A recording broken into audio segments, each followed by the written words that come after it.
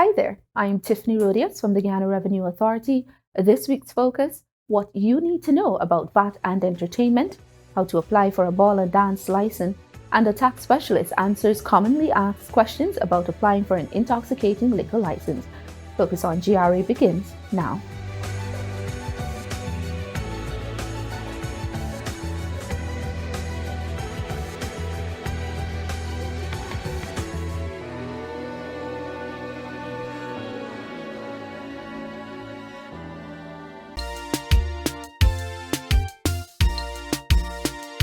We want the best facilities that this country could ever see, the best infrastructure and public utility, the best education for children in this country, the best health services and public security. But if we want to see such development in every community, then we must be fair and pay we full share of taxes and duty. Want proper bridges and coca, pay your tax. Better roads and safer, pay your tax. Better electric power, pay your tax. Clear potable water, pay your tax. Better schools and teacher, pay your tax. Better nurses and doctor, pay your tax. Better police and soldier, pay your tax. For a better Guyana, pay your tax. Welcome to Focus on GRA, a program of information for taxpayer education. As the outside begins to open up, there are a number of events being promoted. But if you are a promoter of a public entertainment, you may need to register for VAT before hosting your event. Carlita Edwards explains why you may need to register for VAT in this instance. If you are a promoter of public entertainment, licensees and proprietor of places of public entertainment, you are required to register for value-added tax irrespective of your turnover amount. A promoter of public entertainment is defined in Section 2 of the Value-Added Tax Act as a person who arranges the staging of public entertainment. For VAT purposes, public entertainment relates to live musical entertainment by bands, singers, sporting events such as boxing, cricket, football, horse racing and motor racing, theatrical performances, comedy shows, dance performances, and any other similar show to which the general public is invited, but does not include entertainment organized by an approved educational institution, the Board of Management, or a parent-teacher association of an approved educational institution, a person who provides entertainment on a daily or weekly basis, a religious organization.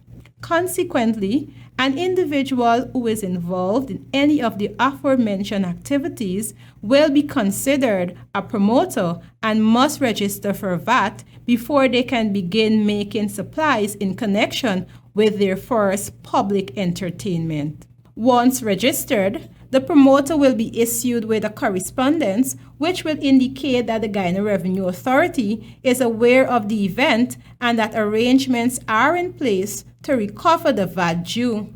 They will also be required to obtain a one-day liquor license. Promoters are reminded that once they become registered for VAT, it is their responsibility to submit a value-added tax return every month, even though no taxable activity has been conducted. These returns will not have any financial information and are called nil returns. What is noteworthy for individuals to remember is that activities such as limes, fairs, dances, or barbecues with sound systems and disc jockeys playing music are not considered public entertainment for the purpose of VAT. As such, persons promoting these events will not be required to register for value-added tax. In this case, they will be also issued with a letter from the Guyana Revenue Authority which indicates that they are not required to be registered for VAT. Promoters are encouraged to ensure that they register for value-added tax and remit the taxes where applicable. If you do not need to register for VAT to host your event, chances are you may still need to apply for a ball and dance license. Here's everything you need to know about a ball and dance license. Anyone who hosts a public entertainment for money or reward is required by law to obtain a ball and dance license from the Guyana Revenue Authority. It is not limited to live musical entertainment.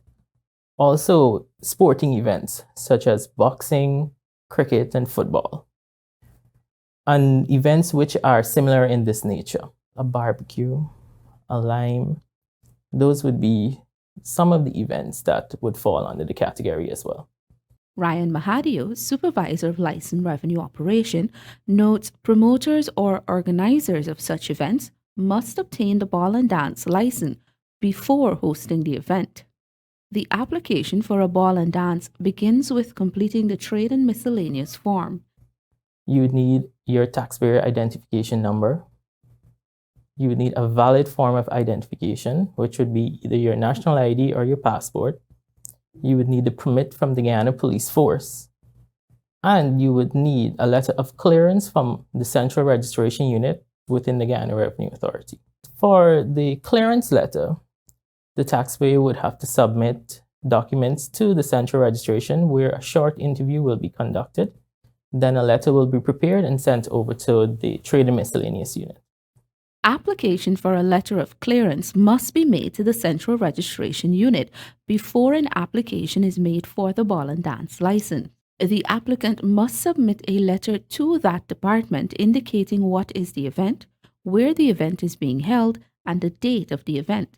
A letter of clearance is free of charge, but they should ensure, and as we are champions for this right now, to ensure that their tax returns are filed up to date as well. A ball and dance license is issued for the day of the event once the promoter meets all the prerequisites, Mahadio adds. It costs $3,500 for the license. For each event a promoter, operator, or a taxpayer will be holding, they would need to take out individual ball and dance license. Promoters and organizers of public entertainment should note that in addition to the ball and dance license that they must obtain before hosting an event, they may also be required to register for VAT if the event includes live performances. Applications for a ball and dance license can also be made at the GRA's Integrated Regional Tax Office. Meet Tom. Meet Harry. Tom failed to update his banking information with the GRA and now has to go into the agency to receive his refund check. While Harry is using the new Optimal software and his refund was successfully transferred to his bank account. Optimal Revenue Management System.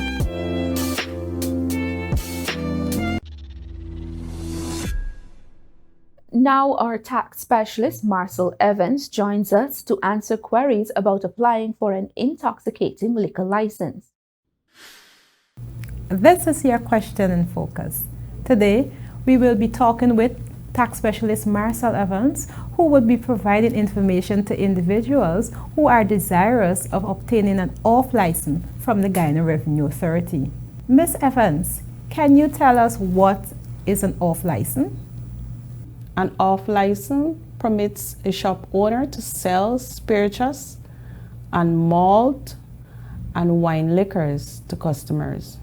However, individuals who purchase these items are not allowed to consume them on the premises. Now that we know what an off license is, can you also tell us how an individual can acquire this license from the Guyana Revenue Authority? In order to obtain an off license from the Guyana Revenue Authority, an individual must submit the following documents: completed application form, recent police clearance, a proof plan of the premises which must be stamped and signed by Central Housing and Planning Authority and the Fire Service, a fire certificate in the name of the applicant, housing certificate in the name of the applicant, shop license, valid business registration, identification card or passport, sanitary certificate from the Mayor and City Council or an NDC office. In addition, individuals are reminded that the Guyana Revenue Authority is the only authorized organization to issue off-license.